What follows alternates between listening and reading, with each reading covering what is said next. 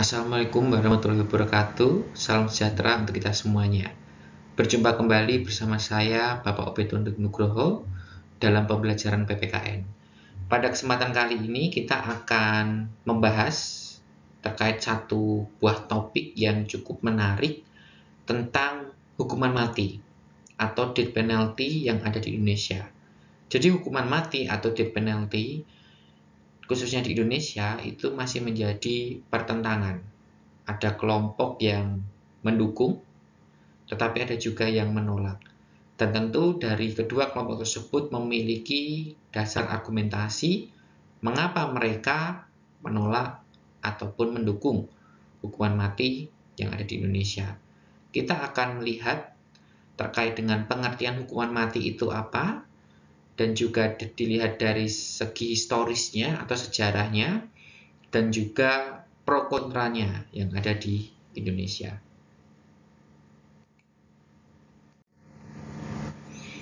Nah, yang pertama terkait dengan pengertian hukuman mati.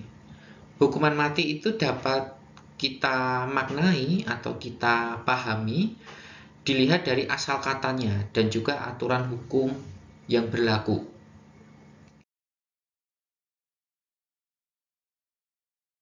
Istilah hukuman mati sendiri di beberapa negara itu bermacam-macam. Ada yang menggunakan istilah death penalty, ada juga yang menggunakan istilah capital punishment. Jadi hukuman mati atau istilah death penalty itu menurut Cambridge Dictionary atau Kamus Cambridge mendefinisikan death penalty as a legal punishment of particular crimes by death. Jadi, hukuman mati itu merupakan sebuah hukuman yang diberikan kepada seseorang dengan cara apa? Dihilangkan nyawanya. Dan hukuman tersebut itu sudah diatur dalam sebuah peraturan perundang-undangan.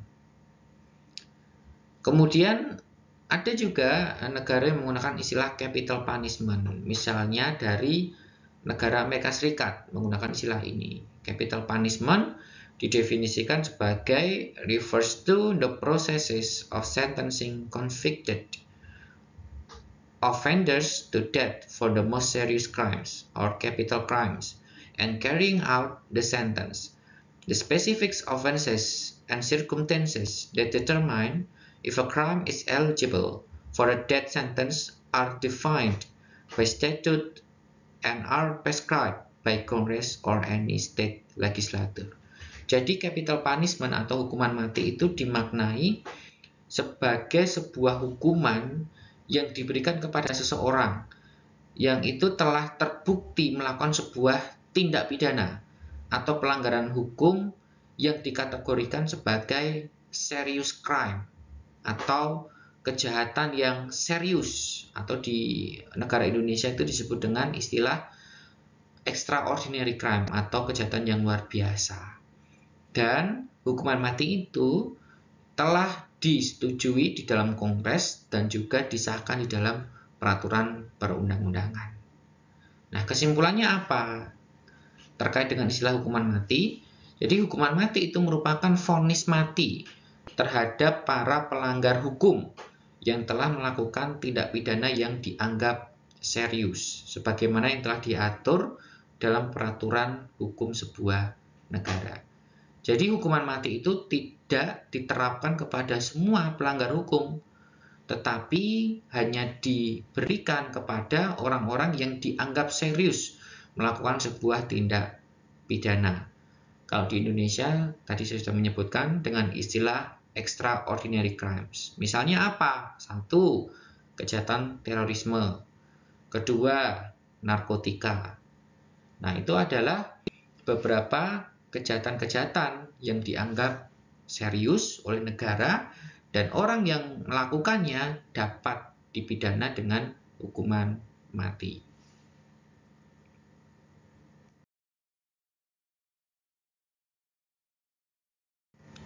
Nah, kemudian kita akan memahami terkait pengertian hukuman mati dilihat dari bunyi atau penjelasan di dalam undang-undang, khususnya undang-undang yang berlaku di Indonesia. Yang pertama adalah pasal 11 KUHP, Kitab Undang-Undang Hukum Pidana. Di situ disebutkan bahwa pidana mati dijalankan oleh algojo atas penggantungan dengan mengikat leher, terhukum dengan sebuah jerat pada tiang penggantungan dan menjatuhkan papan dari bawah kakinya. Jadi hukuman mati yang ada di Indonesia, kalau kita melihat sejarahnya ya, itu merupakan pengadopsian dari hukum zaman Belanda. Karena kita pernah dijajah oleh Belanda, maka hukum-hukum yang berlaku di Indonesia kebanyakan itu merupakan hasil ataupun warisan dari kolonial Belanda, termasuk pemberlakuan hukuman mati. Oleh karena itu, di dalam pasal 11 disebutkan seseorang yang dijatuhi hukuman mati itu akan dieksekusi oleh seorang algojo dengan cara digantung. Karena pada zaman itu, orang yang terbukti melakukan kesalahan dan dijatuhi vonis mati, dia dihukum dengan cara digantung. Akan tetapi dengan seiring perkembangan zaman dan dirasa hukuman gantung itu kurang manusiawi terhadap orang yang dijatuhi hukuman mati tersebut, dan pasti akan menimbulkan ataupun si orang yang dihukuman mati itu merasakan sakit yang sangat menderita, maka diganti hukuman gantung itu dengan cara dieksekusi tembak. Nah, itu tertuang di dalam Undang-Undang Nomor 2 PNPS 64.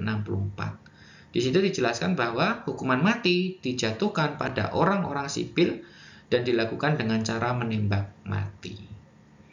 Nah, untuk tata cara eksekusi mati lewat cara ditembak itu tertuang di dalam Peraturan Kepala Kepolisian RI Nomor 12 Tahun 2010.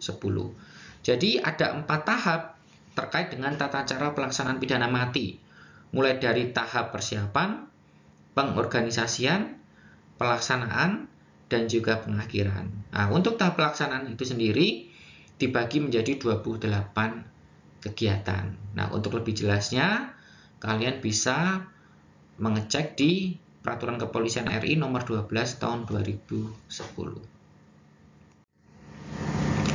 Kemudian kita akan kembali ke zaman sebelum kemerdekaan, lebih tepatnya zaman sebelum Indonesia dijajah oleh Belanda. Jadi hukuman mati itu ternyata tidak hanya berlaku pada saat kolonialisme Belanda, tetapi hukuman mati itu sudah diterapkan oleh masyarakat Indonesia jauh sebelum Belanda itu menjajah Indonesia. Lebih tepatnya yaitu ketika pada masa kerajaan. Dan setiap kerajaan-kerajaan atau daerah-daerah di Indonesia, pemberlakuan hukuman mati itu bermacam-macam. Nah, apa saja bentuk hukuman mati yang diberikan akan kita lihat bersama. Yang pertama adalah Aceh. Nah, di Aceh sendiri, seorang istri yang kedapatan berzinah itu dapat dijatuhi hukuman mati. Nah, di situ kita bisa melihat bahwasanya hukum yang berlaku di daerah tersebut ya pada zaman dulu itu berlaku hukuman mati kepada kelompok tertentu atau individu tertentu. Dalam hal ini adalah istri atau wanita. Jadi seorang istri yang kedapatan berzinah itu dapat dijatuhi hukuman mati. Nah, kemudian bagaimana kalau seorang pria yang berzinah, apakah dapat dijatuhi hukuman mati? Kalau kita melihat dari aturan tersebut, sepertinya susah seorang pria itu ketika berzinah dijatuhi hukuman mati. Kenapa? Karena memang hukum-hukum yang ada di Indonesia dan beberapanya di daerah-daerah tertentu, hukum itu sangat diskriminasi, khususnya terhadap para perempuan. Nah, kita akan melihat beberapa hukum-hukum yang ada di Indonesia pada zaman dulu yang itu sangat merugikan sekali terhadap kaum perempuan. Kemudian yang kedua, daerah Batak.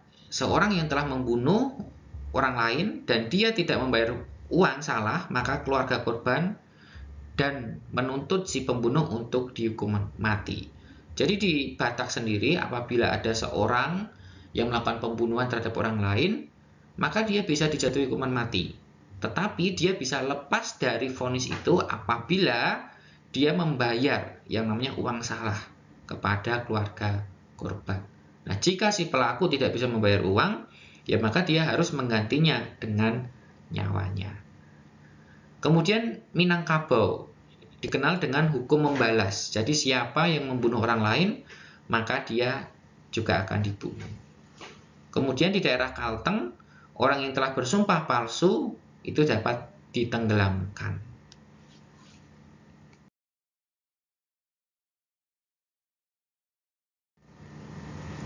Nah, kemudian di Sulawesi Selatan, hukuman mati itu dapat diberlakukan bagi pemberontak yang menolak untuk dibuang di pengasingan. Jadi apabila ada seseorang yang berusaha untuk menggulingkan kekuasaan raja atau memberontak kerajaan, maka dia bisa diasingkan ke suatu tempat.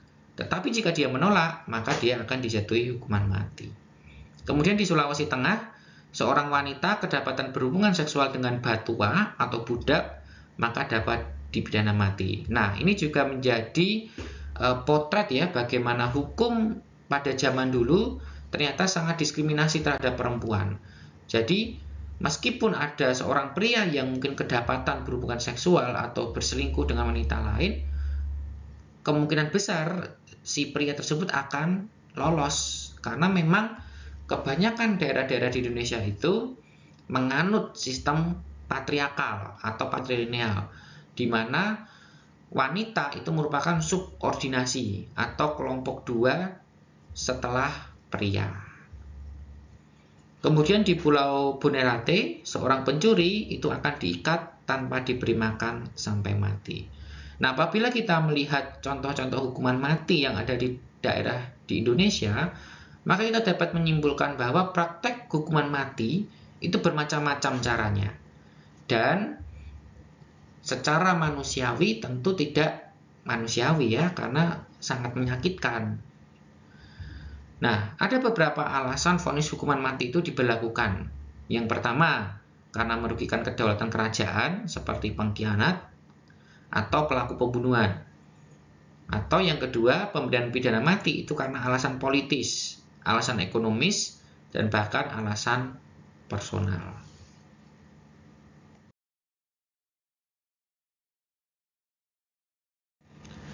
Nah, ini adalah visualisasi atau gambaran tentang praktek hukuman mati yang ada di Indonesia, tetapi juga di beberapa negara-negara, khususnya di Asia. Nah, hukuman mati selain dilakukan oleh seorang algojo, dalam hari ini adalah orang yang ditunjuk oleh raja ya untuk memberikan hukuman mati kepada si pelaku, tetapi pada zaman dulu selain manusia ada juga hewan yang dilibatkan untuk mengeksekusi mati seseorang ya, misalnya gajah ya. Jadi ada beberapa negara-negara di dunia, khususnya di Asia ya, menggunakan gajah itu untuk mengeksekusi mati seseorang. Jadi orang itu akan diikat atau ditelungkupkan di tanah, kemudian akan diinjak oleh gajah sampai dia mati. Kemudian yang kedua juga menggunakan kuda. Jadi kalau dari gambar tersebut, 4 sisi dari tubuh si pelaku itu akan diikat dengan seutas tali dan kemudian akan diikatkan di sebuah kuda. Ketika kuda tersebut berlari berlainan arah, maka dapat dipastikan bagian tubuh dari si pelaku akan terpisah, dan itu tentu sangat menyakitkan sekali. Nah, selain gajah, kuda, ada juga yang melibatkan singa atau harimau. Misalnya orang dimasukkan di kandang harimau atau di kandang singa, dan dia pasti akan diterkam oleh harimau atau singa tersebut. Kemudian ada juga hukuman mati itu dilakukan dengan cara pelaku diikat, kemudian dimasukkan ke dalam kuali yang berisi air mendidih, dan dia pasti akan mati karena ada air yang mendidih yang membuat kulitnya akan melepuh. Kemudian ada juga yang melakukan eksekusi mati dengan cara dipenggal. Nah, kalau dari gambar tersebut dipenggal dengan sebuah pedang. Dan yang terakhir ada hukuman mati yang sangat tidak manusiawi ya kalau kita lihat di situ ya. Jadi di situ ada sebuah apa ya, semacam tungku yang terbuat dari mungkin logam, entah itu besi atau semacamnya, dan bentuknya di situ seperti banteng. Kemudian lembu tersebut atau banteng dari logam tersebut bisa dibuka dan ada ruang kosong di situ. Tujuannya apa? Untuk menaruh pelaku atau orang yang sudah melakukan kejahatan dan dimasukkan ke dalamnya. Kemudian ditutup dan di bawahnya diberi api ya, atau semacam tungku begitu, sampai dia akhirnya meregang nyawa.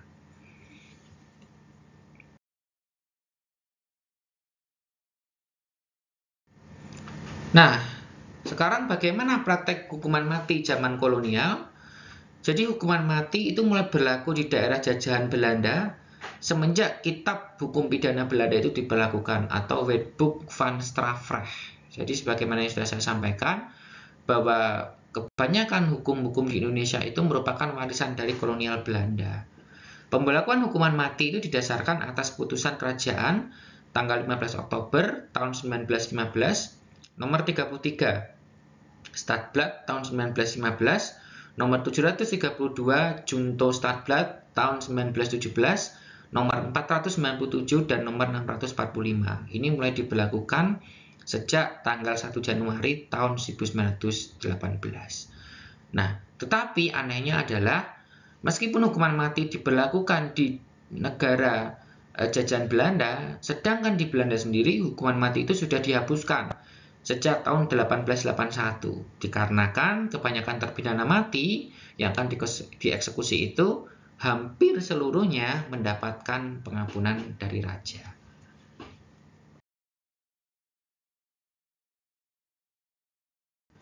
Nah, kemudian bagaimana hukuman mati pasca kolonial? Nah, itu didasarkan pada beberapa peraturan hukum, misalnya Undang-Undang Republik Indonesia nomor 73 tahun 1958 yang membahas tentang hukuman pidana di Indonesia. Kemudian Kitab Undang-Undang Hukum Pidana nomor 1 tahun 1946, yaitu Wetboek van Strafrecht for Indonesia atau Kitab Undang-Undang Hukum Pidana. Kemudian beberapa pasal yang mengatur pidana mati itu pasal 104, 110, 112, 124, 140, 185, 340, 444, 479K, dan 479O, yaitu terkait dengan mengancam presiden dan wakil presiden, serta mengancam keamanan negara Republik Indonesia. Dan yang terakhir, pengecaman Indonesia terhadap tindak narkotika ini juga tercantum di dalam Undang-Undang Nomor 22 tahun 1997 yang membahas tentang narkotika.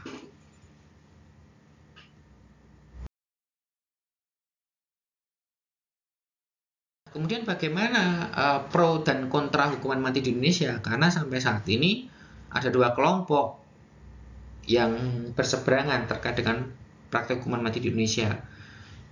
Di satu sisi, dalam hal ini adalah pemerintah, aparat penegak hukum, mendukung adanya hukuman mati. Tapi di sisi lain ada kelompok, dalam hal ini adalah mungkin aktivis HAM, yang menolak hukuman mati.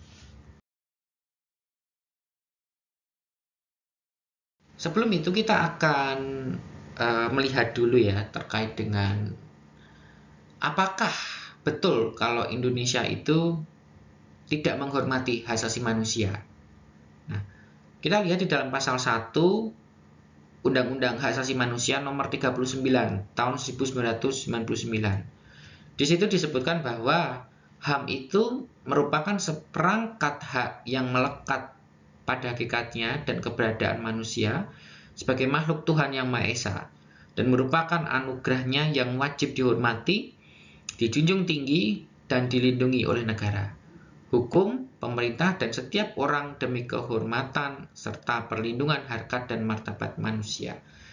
Jadi kalau kita lihat secara yuridis atau aturan hukum, Indonesia sebetulnya sangat menghormati adanya hak asasi manusia.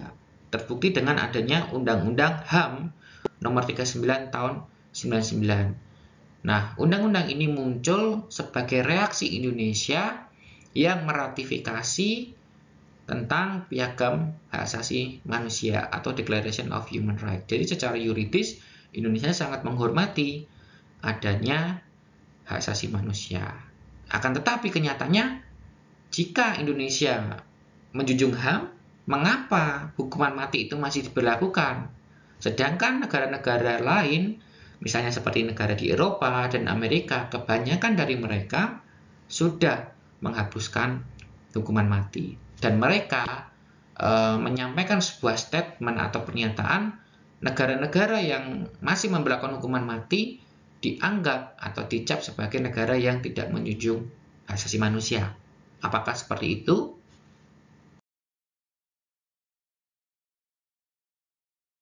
Tidak. Dengan adanya hukuman mati di Indonesia bukan berarti Indonesia itu negara yang tidak menjunjung HAM. Kenapa? Karena ada beberapa alasan. Misalnya, kita lihat di dalam pasal 65 Undang-Undang HAM nomor 39 tahun 99. Di situ berbunyi, setiap anak berhak untuk memperoleh perlindungan dari kegiatan eksploitasi dan pelecehan seksual, penculikan, perdagangan anak, serta dari segala bentuk penyalahgunaan narkotika, psikotropika, dan zat adiktif lainnya. Nah, dari situ kita bisa melihat bahwasannya hukuman mati itu kan diberlakukan atau diberikan kepada pelaku tindak pidana yang melakukan pelanggaran hukum serius atau kita sebut dengan extraordinary crime. Misalnya apa? Narkotika, baik itu pengedar maupun bandar. Nah, kenapa pengedar atau bandar narkotika atau narkoba tersebut harus dijatuhi hukuman mati? Tentu dengan beberapa alasan-alasan ya, misalnya mereka mengedarkan narkoba atau menjadi bandar dan terbukti ada barang bukti misalnya di atas 1 kg. Nah, itu bisa diancam dengan hukuman mati. Kenapa mereka bisa diancam dengan hukuman mati? Karena pemerintah berusaha untuk melindungi setiap warga negara Indonesia, terkhusus anak, dari bahaya narkotika. Karena setiap anak di Indonesia itu memiliki hak untuk bebas, untuk merasa aman dari adanya ancaman-ancaman terkait dengan penyalahgunaan narkotika. Jadi dengan pemberlakuan hukuman mati bagi pelaku pengedar maupun bandar narkoba itu sebagai bentuk penjaminan hak negara kepada anak-anak yang ada di Indonesia. Seperti itu. Nah, kemudian kita akan melihat ya beberapa alasan dari dua kelompok yang baik itu menolak hukuman mati ataupun yang mendukung hukuman mati. Yang pertama, kelompok yang menolak hukuman mati. Jadi para aktivis hak asasi manusia yang tergabung dalam LSM biasanya mereka berpandangan bahwa hukuman mati itu merupakan bentuk pelanggaran terhadap hak hidup atau hak absolut, sehingga tidak ada kewenangan bagi siapapun termasuk negara untuk menghilangkan nyawa seseorang. Jadi para kelompok yang menolak hukuman mati dia menyatakan bahwa seburuk apapun atau sejelek apapun orang yang sudah melakukan tindak kejahatan atau pelanggaran hukum termasuk misalnya terorisme ataupun pengedar narkotika dan lain sebagainya tidak boleh dihukuman mati karena telah melanggar hak absolut mereka. Nah, jadi hukuman mati itu harus ditiadakan bagi semua pelanggaran kejahatan. Nah, sedangkan di sisi lain, kelompok yang mendukung hukuman mati, yang umumnya adalah aparat penegak hukum di Indonesia, yaitu pemerintah, berpandangan bahwa hukuman tersebut dirasa masih efektif dalam mengurangi kejahatan yang ada di Indonesia. Kemudian hukuman mati itu adalah ditujukan bagi mereka yang melakukan kejahatan luar biasa atau extraordinary crime. Kemudian jika dilihat dari perspektif religius atau agama, Majelis Ulama Indonesia melalui fatwa yang dikeluarkannya pada tanggal 28 Juli tahun 2005 di Jakarta menyatakan bahwa hukuman mati itu pada prinsipnya adalah diperbolehkan. Jadi itu adalah materi yang sudah kita pelajari hari ini terkait dengan pengertian hukuman mati, kemudian sejarahnya, dan juga pro kontranya yang ada di Indonesia. Bagaimana dengan kalian? Apakah kalian menolak hukuman mati ataupun mendukung hukuman mati yang ada di Indonesia? Saya, Bapak Obed Adi Nugroho, mengucapkan terima kasih atas atensinya. Jangan lupa klik like, share, dan subscribe channel YouTube saya supaya saya bisa memberikan informasi-informasi yang bermanfaat khususnya di dalam pembelajaran PPKN. Sampai berjumpa di lain kesempatan. Akhir kata, wassalamualaikum warahmatullahi wabarakatuh.